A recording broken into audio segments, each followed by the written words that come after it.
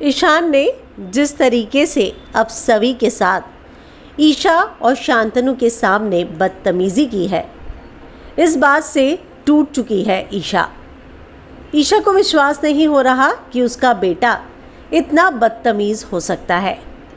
उसे विश्वास नहीं हो रहा कि उसके बेटे की परवरिश ऐसी भी हो सकती है जहां वो इस तरीके की हरकतें करेगा। ईशान की इस हरकत को देखकर टूटी है ईशा।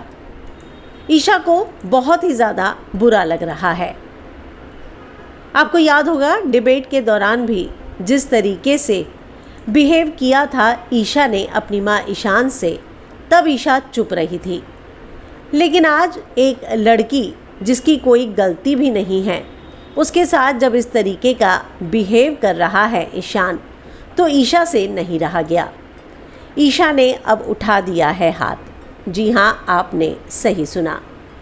भोसले इंस्टीट्यूट में एडमिशन के लिए सभी के सामने एक के बाद एक ऐसी शर्तें रखता गया ईशान, जो वाकई में नामुमकिन थी।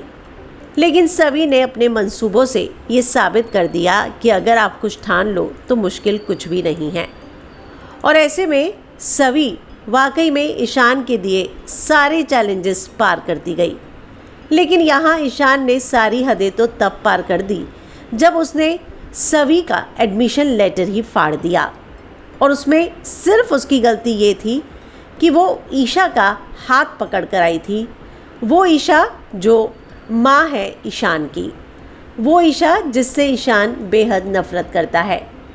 और इसीलिए अब जब ईशा ने ये देखा कि ईशान के मन में इतनी नफ़रत है, तो ईशा से रहा नहीं गया।